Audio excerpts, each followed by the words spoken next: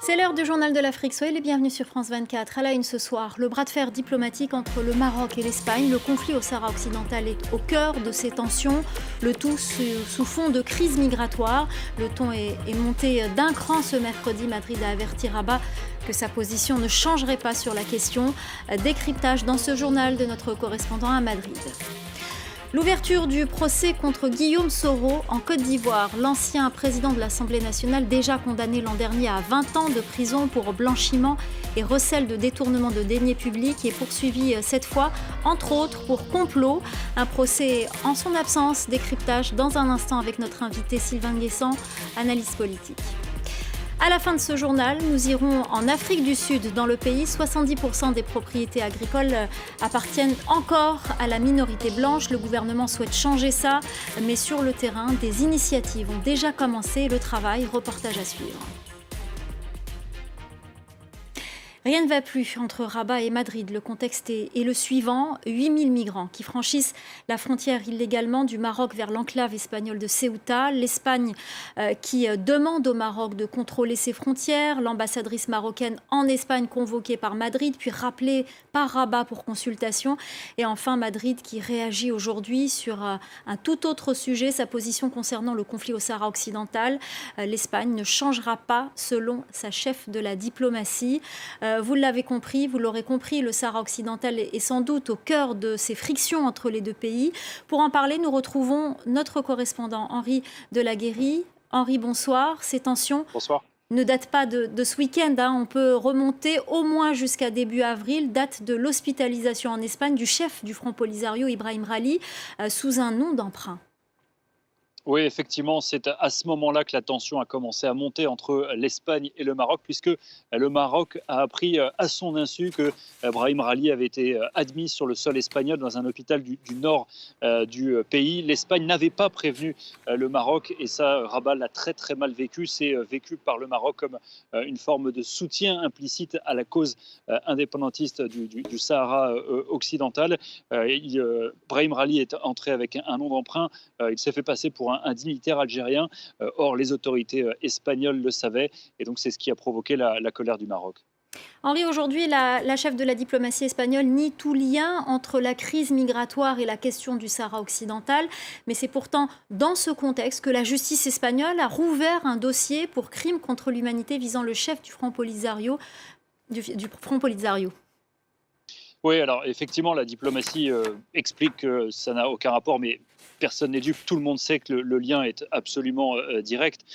Et puis, c'est vrai, alors la justice a rouvert des dossiers contre ce leader, contre Brahim Rali, tout simplement parce que des plaignants qui avaient porté plainte contre Brahim Rali déjà en 2008, l'association sahraoui des droits de l'homme, qui avait porté plainte pour torture, qu'il accuse même de génocide contre des dissidents sahraouis, ils ont expliqué à la justice que ça y est, on savait qu'il était en Espagne et que la justice devait rouvrir ce dossier. Donc le juge a finalement presque été obligé de rouvrir le dossier puisque les autorités espagnoles ont formellement informé qu'il s'agissait bien de Brahim Rali. Il y a plusieurs plaintes contre lui, donc plainte pour génocide et torture, mais également une plainte pour viol et peut-être bientôt une plainte pour usurpation d'identité.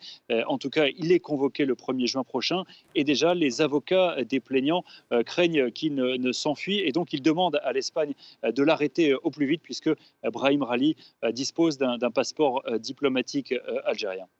Merci beaucoup Henri Delaguérie pour votre décryptage.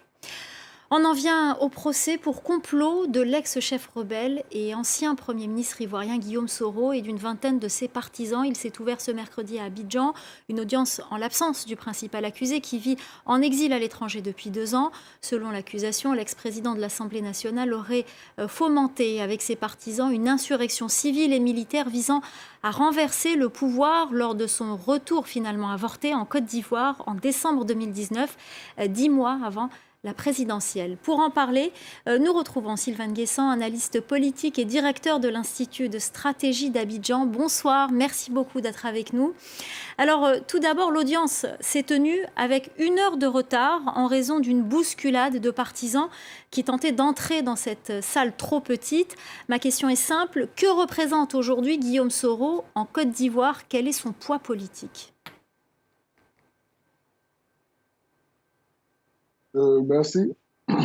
Après avoir dirigé une partie de la Côte d'Ivoire pendant pratiquement 10 ans, après avoir assumé des lourdes responsabilités en histoire politique de la Côte d'Ivoire, Premier ministre du président Laurent Gbagbo, Premier ministre du président Alassane Ouattara, président de l'Assemblée nationale, ministre de la Défense, député, député de la Côte d'Ivoire, je pense que M. Soro Guillaume conserve toujours une certaine aura auprès de ses partisans. Il serait difficile d'évaluer le poids politique de M. Guillaume Soro aujourd'hui, mais je pense que M. Guillaume Soro continue quand même de peser dans le cœur de ses sympathisants, dans le cœur d'une certaine portion de la population de la Côte d'Ivoire. Alors qu'attendent les Ivoiriens de ce procès ? Bon, il y a quand même un peu d'indifférence, mais pour ceux qui suivent le dossier, on aimerait savoir réellement ce qui s'est passé. Voici 18 mois que des proches de M. Guillaume Soro ont été arrêtés sans procès et que M. Guillaume Soro lui-même n'a pas pu atterrir en Côte d'Ivoire. Pour nous autres observateurs, nous aimerions bien savoir si les accusations portées contre M. Guillaume Soro sont objectives, si M. Guillaume Soro a des éléments de réponse pour assurer sa défense, si les accusateurs ont des preuves que M. Guillaume Soro et ses collaborateurs, ses lieutenants préparaient effectivement une tentative de renversement des institutions de la République. Alors Alassane Ouattara avait déclaré au sujet de Guillaume Soro, pour lui ce sera la prison à perpétuité. On sait très bien que le président Ouattara ne s'en est pas caché, qu'il comptait réviser la Constitution pour instaurer une limite d'âge et faire barrage à d'autres rivaux comme Laurent Gbagbo, comme Henri Konan Bédié. Mais il restera toujours Guillaume Soro, il est encore jeune. N'est-ce pas finalement en quelque sorte un procès aussi politique ?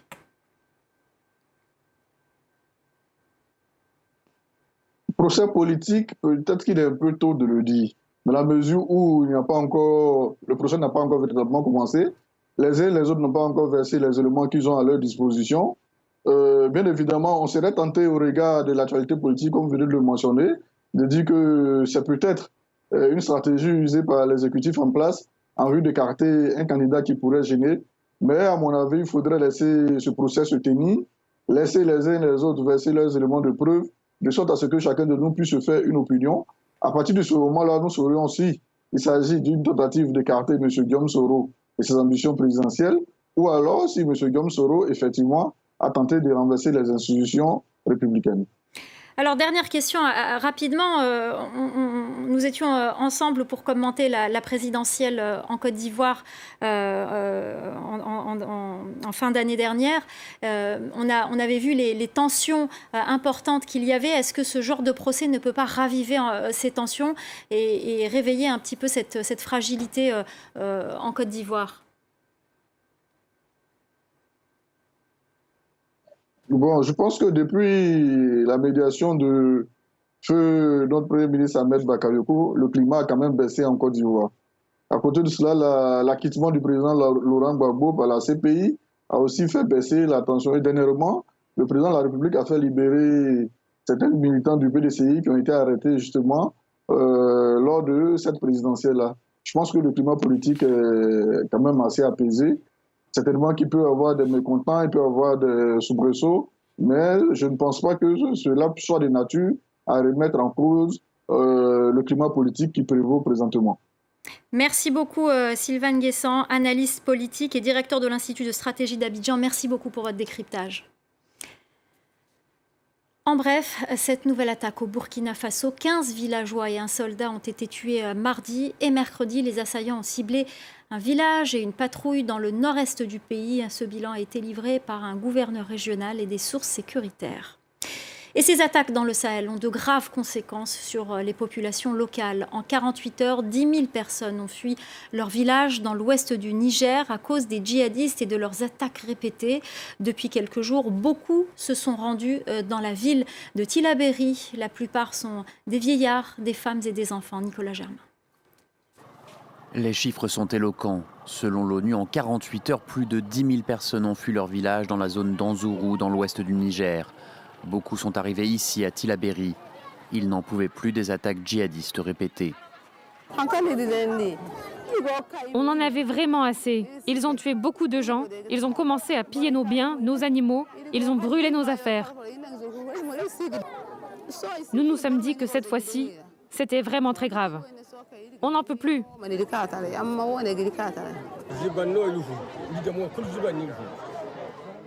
Nous venons tous du village de Ziban. Nous souffrons énormément là-bas du terrorisme. Seul Dieu peut nous sauver. Les villages qu'ils ont fuis se trouvent dans la zone dite des trois frontières entre Niger, Mali et Burkina Faso. En mai, 20 personnes ont été massacrées et en mars, une tuerie a fait 13 morts. Le gouverneur de Tillabéri a affirmé que l'État venait en aide à ces déplacés. L'État d'abord a fait un geste qui a permis de nous livrer un tonnage important de céréales, du riz, du mil, du niébé et de l'huile, qui a permis quand même à cette population de se prendre en charge pour quelque temps. D'après l'ONU, fin janvier, les violences avaient déjà contraint 100 000 personnes à fuir leur village dans la région de Tillabéri. Et plus de 300 écoles ont dû être fermées, forçant 22 000 élèves à interrompre leur scolarité. Le président congolais Félix Tshisekedi aura finalement choisi d'éviter une réponse frontale et directe à son homologue rwandais, 2 jours après la déclaration de Paul Kagame qui niait l'existence de crimes commis en République démocratique du Congo par des armées étrangères. Félix Tshisekedi a déclaré que son pays continuait à croire qu'un jour justice sera faite à toutes les victimes de ces violences dans l'est de la RDC. Il a également exprimé son respect et son soutien au docteur Mukwege qu'il a décrit comme une fierté nationale. Le prix Nobel de la paix avait été durement critiqué il y a 2 jours par le président rwandais. Des nouvelles du journaliste guinéen Amadou Dioulde. Il est sorti de prison après 3 mois de détention à la prison centrale de Conakry.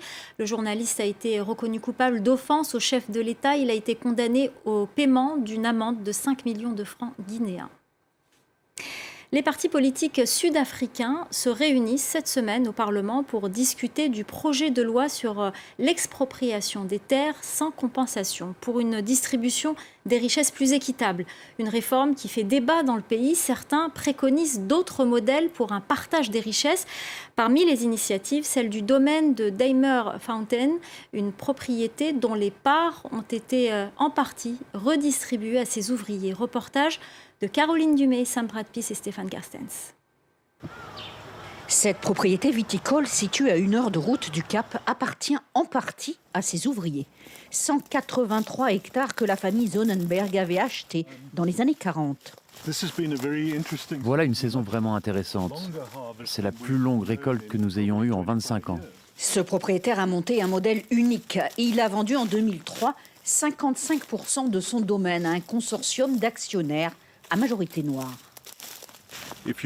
Si vous partagez les ressources avec votre personnel, si vous les encouragez à contribuer au sein de l'entreprise, tant par leur qualification que leur responsabilité, alors les choses se développent différemment. C'est comme ça qu'on construit de très grosses entreprises.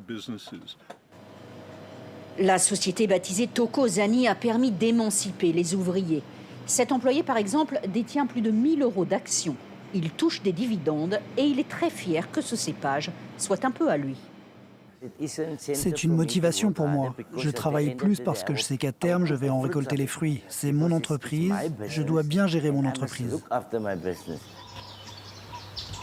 Alors que les députés sud-africains débattent ce mois-ci au Parlement de la loi sur l'expropriation des terres, un projet qui a pour but de redistribuer les fermes aux communautés défavorisées, la directrice de Thokozani estime que les législateurs devraient s'inspirer de leur système. Je pense vraiment que ce système doit être appliqué à d'autres fermes. J'estime aussi que notre gouvernement doit prendre en compte les réalités sur le terrain, et pas seulement au niveau politique. En Afrique du Sud, 70% des propriétés agricoles appartiennent encore à la minorité blanche. Et avant de se quitter, ces images de réouverture du musée Théodore Monod, de Dakar. Après un an de fermeture imposée par le Covid-19, le musée a mis à profit ce temps pour présenter ses riches collections d'art africain avec une nouvelle vision en phase avec l'époque et le lieu. Pour rappel, le musée avait fermé ses portes en mars 2020 au début de la pandémie liée au Covid-19. C'est la fin de cette édition. Restez avec nous. L'info continue sur France 24.